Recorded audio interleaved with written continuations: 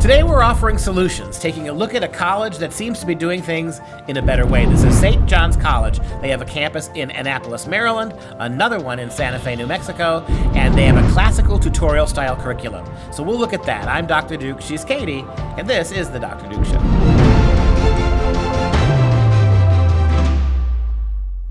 Hello, everyone, and welcome to the Dr. Duke Show, the only program that keeps you educated on the craziness impacting K-12 classrooms and college campuses around the world. Today, we're going to start with a positive story. It may not end that way, but we're going to start with a positive story about a university, a college, actually, that is doing the unthinkable. It is teaching students how to think like in the old days. This is St. John's College, and they have a campus in Annapolis, Maryland, and another one in Santa Fe.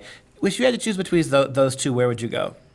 That's a tough call. I would definitely do Santa Fe, I think. It'd be warmer in Santa Fe. You could hike out there. Yeah, I'd do Santa Fe. Maryland. So two, which is kind of neat, two parallel campuses. Close to the nation's capital, though. I'd get close there. I don't know. Well, St. John's College is not affiliated with any religion, even though its name is St. John's, and they are on the tutorial style, right? Like the Oxbridge English educational system, where kids, all the classes are seminars, which is really neat, and then they have tutorials where they spend concerted time with professors in small groups, getting a more hands-on education. Very nice. And I love the fact that it is primarily a humanities school.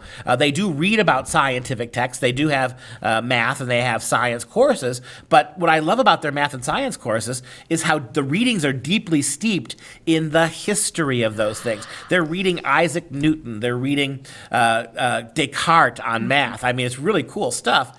And I did not know of this school, so we're doing this because we got a recommendation from one of our viewers, and the viewer is Cliff Adams, who's currently living in Erding, E-R-D-I-N-G, Erding, Germany. And so Cliff, basically the summation of Cliff's email was, all you do is whine about how bad colleges are. Why don't you talk about a good one? I had never heard about St. John's, and so here we are. And I love the fact, on top of everything else we've already mentioned, they have a great books section at the core of their curriculum. All kids for each of the 4 years are going to read every year a number of great books. Let me just start with freshman year. Among the things that as freshmen these kids are going to read, Homer's Iliad and Odyssey. You've got the plays of Aeschylus and Sophocles, and you've got Thucydides' Peloponnesian War. You've got the plays of Euripides. You've got the history of Herodotus. You've got Plato and Aristotle's major works. That's part of it. You've also got Plutarch, the great Plutarch's Lives, Lycurgus and Solon. You've got the works of Ptolemy.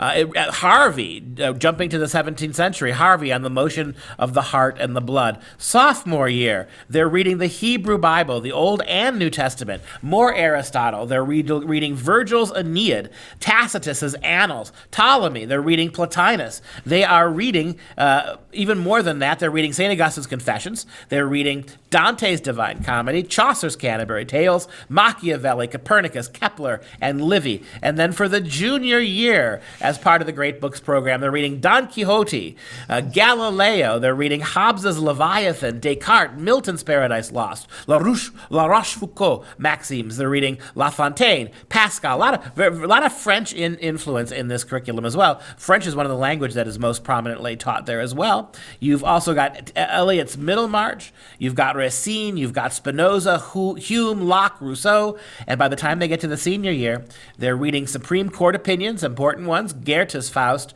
Darwin's Origin of Species, Hegel. They're reading Kafka, Plato a little bit more, the Phaedrus. They're reading de Tocqueville. They're reading Hamilton, Jay, Madison, the Founding Fathers. They're reading Lincoln, Frederick Douglass, Kierkegaard, Wagner, the opera Tristan and Isolde, Marx, Das Kapital, Dostoevsky, the Brothers Karamazov. Just stop there. Everybody has to read the Brothers Karamazov.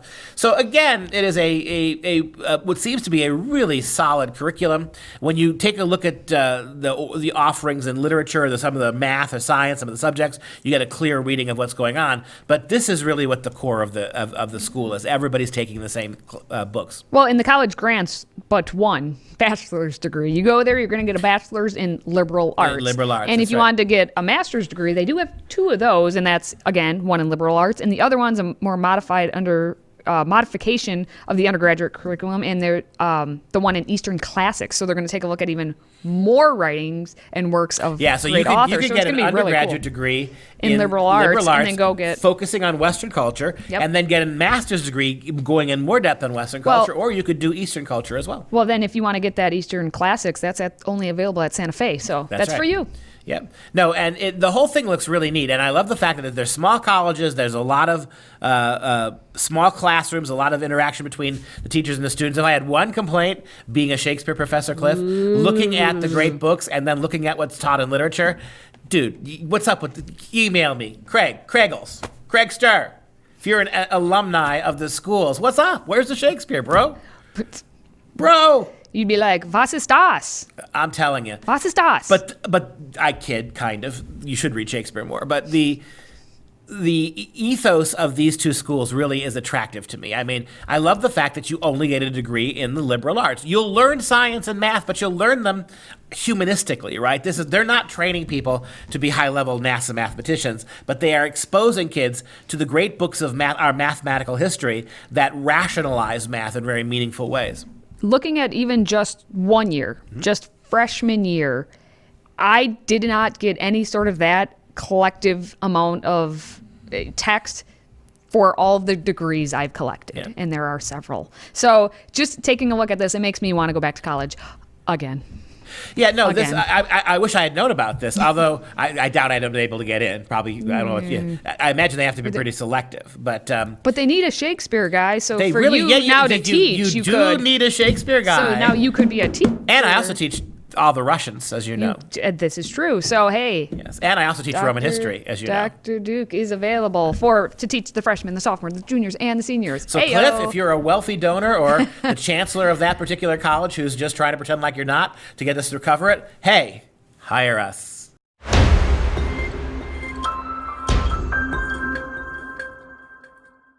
Well, one of the books that was not on that list, because it's actually not for college kids, it's for much younger, is To Kill a Mockingbird by Harper Lee. Because you know what?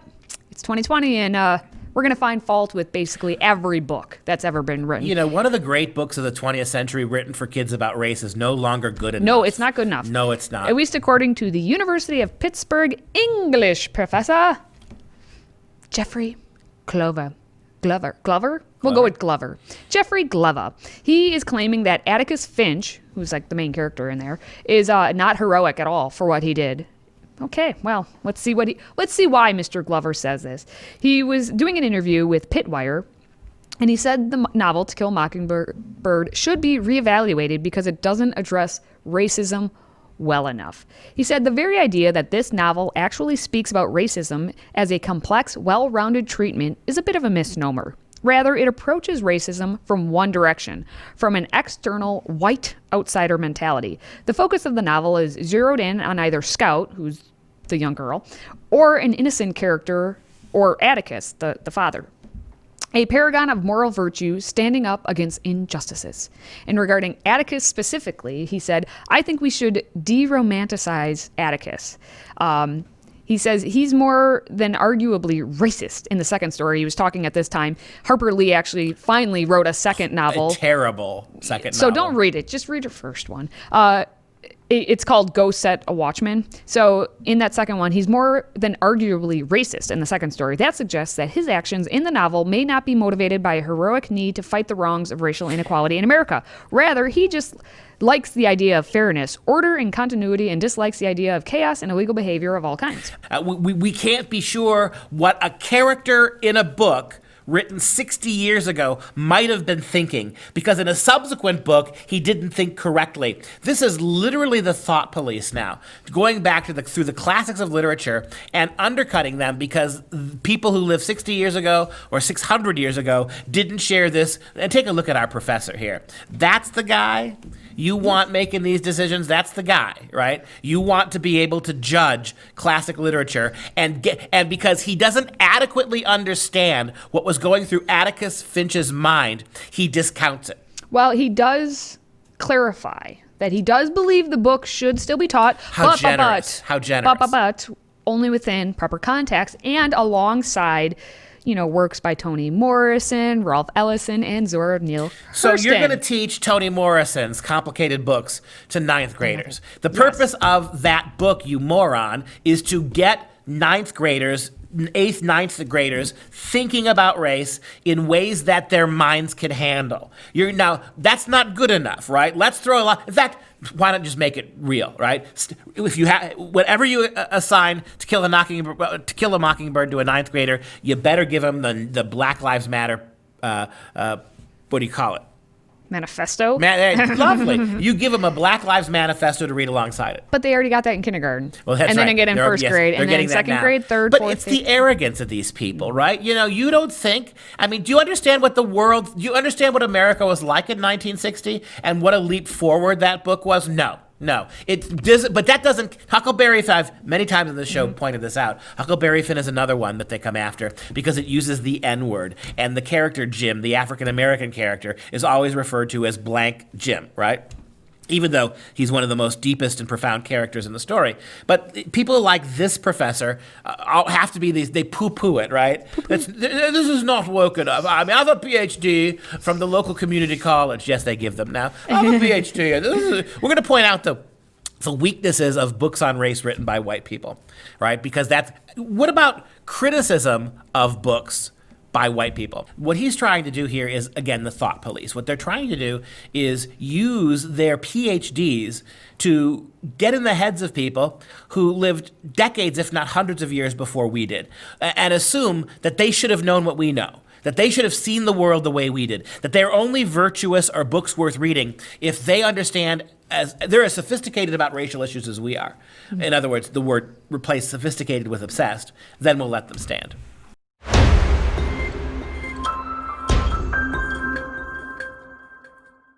Well, if we're going to eventually here probably cancel, To Kill a Mockingbird, it just makes sense everything gets canceled, as we know, including a student at Florida State University, where now a lawsuit is coming forth because it is claiming that a Florida State student government actually canceled a Senate president because of his Catholic faith. Makes sense in today's age. Jack Denton was removed as president of the student government for comments he made privately about his Catholic beliefs. Now, in a private chat about ways to be, allies, as we know, Denton said that everyone should be aware that BlackLivesMatter.com, Reclaim the Block, and the ACLU all advocate for things that are explicitly anti-Catholic. Oh no, how dare he just point that out? It's a fact. He said, Black Lives Matter fosters a queer-affirming network and defends transgenderism.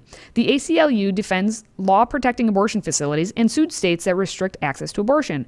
Reclaim the Block claims less police will make our communities safer and advocates for cutting police departments' budgets. This is a little explicit, but I think it's contrary to the church's teachings on the common good.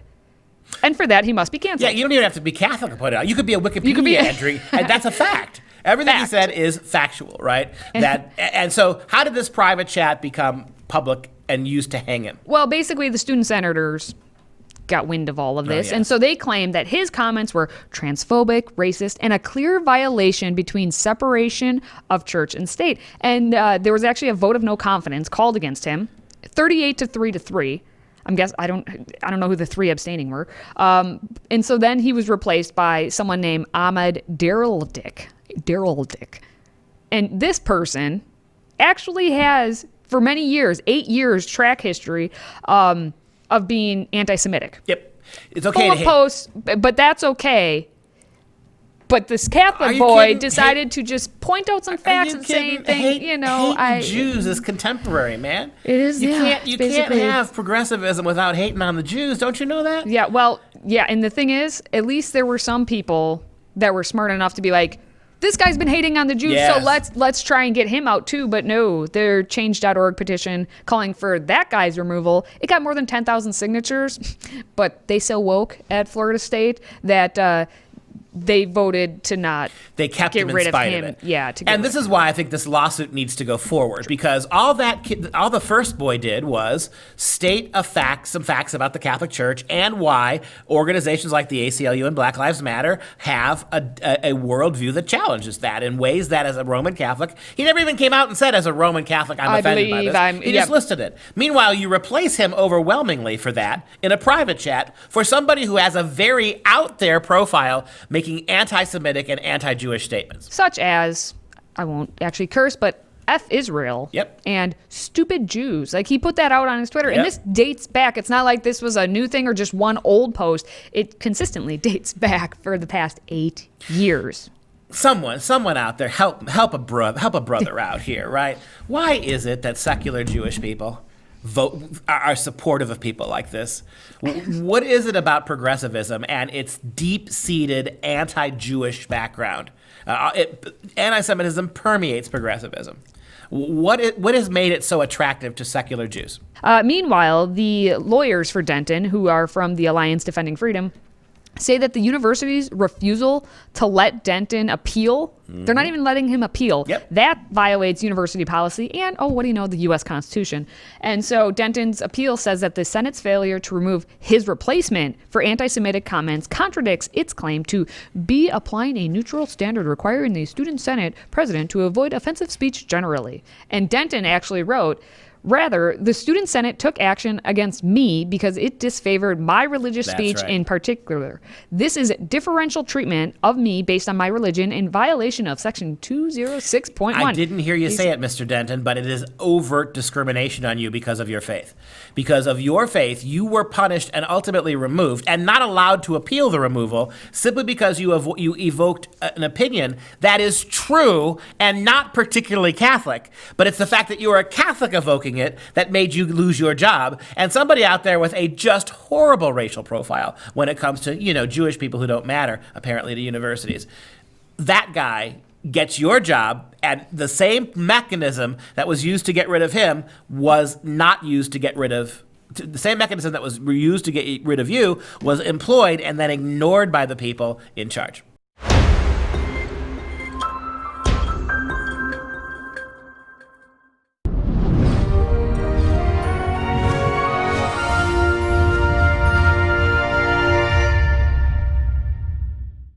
It's time for some real education. The Death of Marat, painted in 1793 by Jacques-Louis David, memorializes the murdered French revolutionary leader Jean-Paul Marat. It is one of the most famous images of the French Revolution. David was a leading French painter and a member of the Revolutionary Committee of General Security. The painting shows the radical journalist lying dead in his bath on July 13, 1793, after his murder by Charlotte Corday.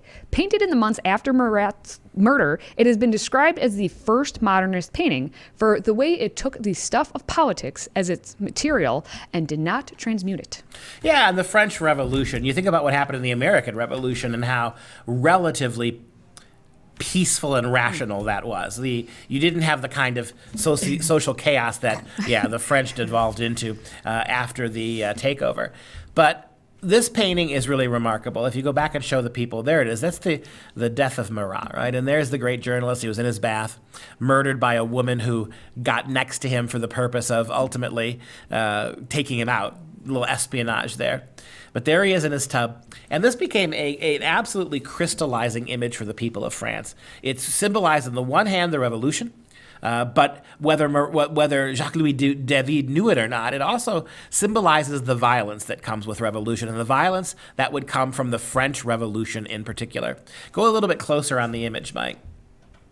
You can see there the haunting way that the dying Marat in his tub, bleeding out into that warm bath water, happening, that the sort of sleepiness that comes over you before death finally takes you. He's been murdered because of his politics, because back when journalists were supposedly trying to do the right thing and report what was going on, when those journalists reported things that ran counter to the propagandistic narrative of the revolutionaries, well, things like this began to happen. You go a little bit further there, you can sort of see holding in his hands the note, right?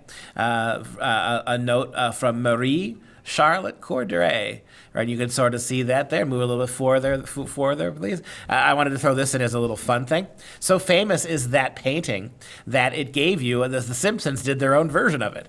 And there you have Homer Simpson as Marat, right? And there he is. And this is when art becomes parodic, where you can parody it and everybody knows exactly what's happening. There's actually another episode from The Simpsons where you have not Maggie, Lisa Simpson as the Mona Lisa, right? So you see that there, and there have been a lot of famous images that have done this, and so what Katie said at the end of her summation, I think, is exactly right, too. It's one of the first paintings to really foreground the politics of this. If you go back to the image one more time, you can see how really shockingly political this is, both for the journalist who gave his life, the woman who killed him, the politics on either side of the royalists or the revolutionaries.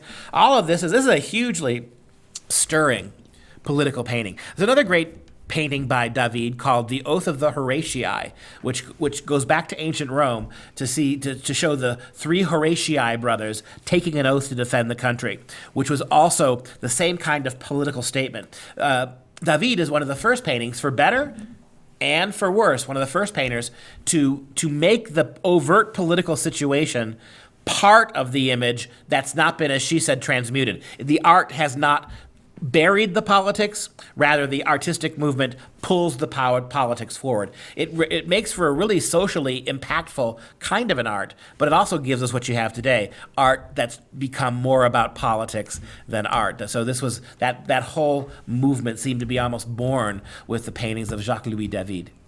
And so it began then. As always, you can follow us on Facebook and Parler, and if you have a question for the Friday Q&A, visit freedomproject.com/askduke or send us a message on social media. Now, don't forget, the Dr. Duke Show is offered on more than 12 podcast platforms, including Apple, Stitcher, and Spotify. All you have to do is simply subscribe and consider leaving us the precious, coveted 5-star review to keep the show growing. Now, we're going to wrap things up today with our fun fact of the day, which is actually 2 fun facts, because I couldn't decide. So Harper Lee's name is actually Nell Harper Lee, but she took the Nell part off because she didn't want people to mispronounce her name as being Nellie, because it could be spelled like Nellie. Also, she lived a pretty frugal life. In the first 6 months of 2010, reportedly she had made $810,000 for having To Kill a Mockingbird, all the royalties that came with it, and yet she lived with her sister. She didn't have a washing machine. She didn't have air conditioning. She lives in the South, by the way. She didn't have a computer or a cell phone. She actually used a typewriter for everything. And she donated a lot of her money to her local Methodist church and to other various charities. Interesting. I do know this, that in a recent survey of librarians in the United Kingdom, they ranked To Kill a Mockingbird ahead of the Bible in terms of books you should read before you die. Just goes to show don't think too much of the opinion of British librarians. And that's going to do it for us for this show. The Freedom Project, I'm Dr. Duke, she's Katie. Until next time, stay educated, my friends.